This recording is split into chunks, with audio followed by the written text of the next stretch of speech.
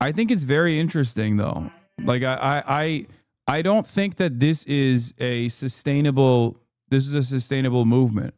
A lot of people who are drama obsessed and have no other way of understanding politics outside of the framework of clout and drama constantly say, Hasan, you're so jealous that Asmongold is the top content creator. Asmongold has always been the top content creator on this platform.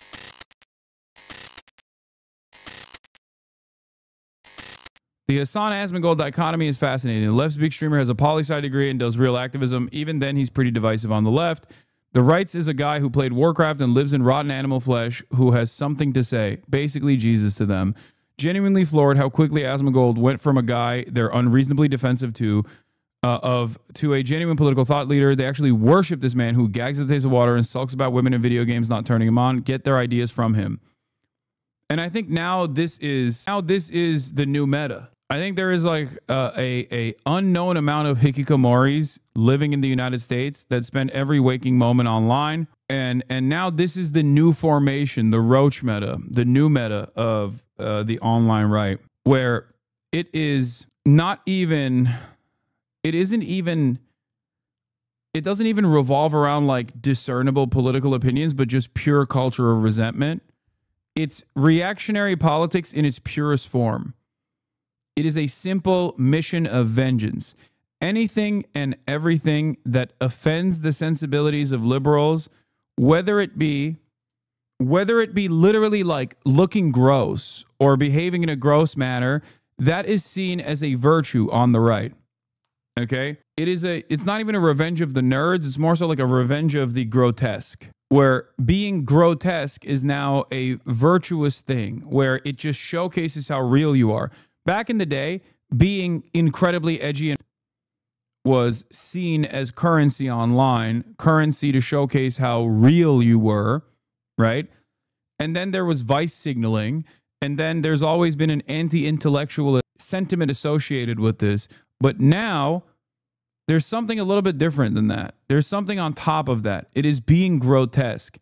If your smell offends the sensibilities of people around you, that means you're counterculture, that means you're grotesque, and that means you're owning the libs, and that means you're like the revulsion that people feel towards you is actually a good thing.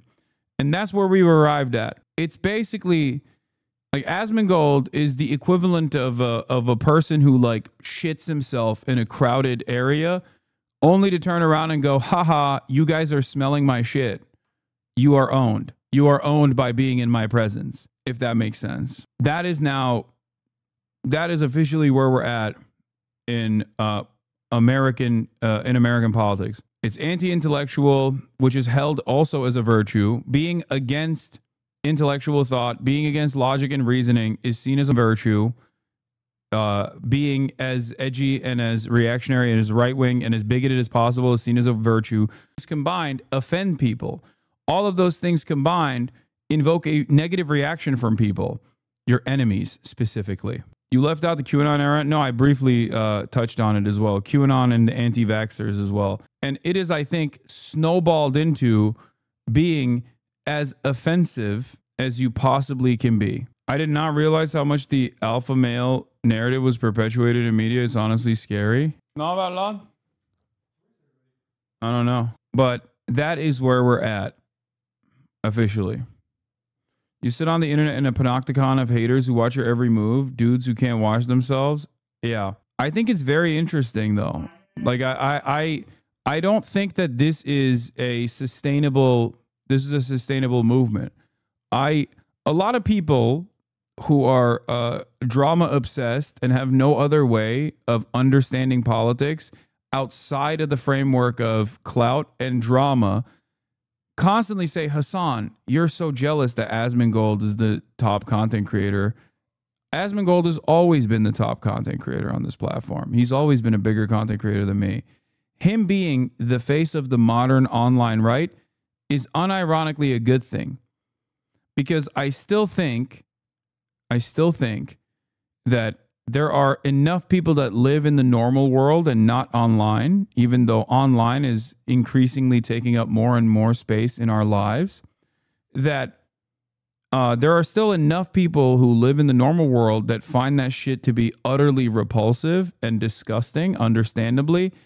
So that becoming the face of the modern right, the online right, is ultimately is ultimately the last evolution of the online right. It doesn't get any worse than that. Does that make sense? I think it's ultimately a positive, because the likes of Ben Shapiro can traffic in mainstream circles just as easily as they can appear. As a matter of fact, easier in mainstream circles than they can on a PewDiePie video, right? Whereas if that is the role model of the face of the online right as it is now, as it's become now, that's unsustainable.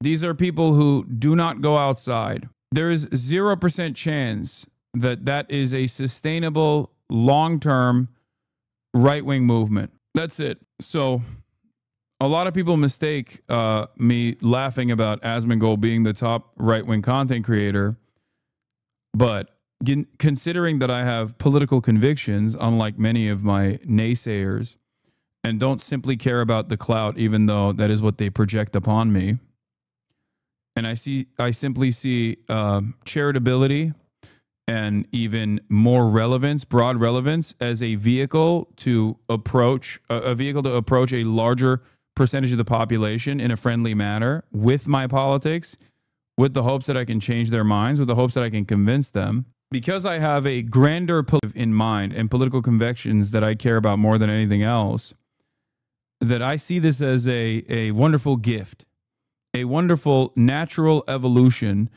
of reactionary sentiment, basically turning into this inevitable gross outcome. That's it. I think the alpha male thing needs to be reclaimed by normal people sticking up for people who can't stand up for themselves, racist, misogynists, or cowards mostly. I agree.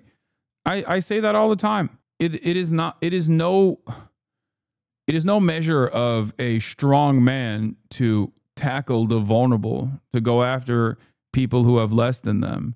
That is a weak man. You're not a strong man if you do that. That's not how it works in movies. That's not how it works in literature.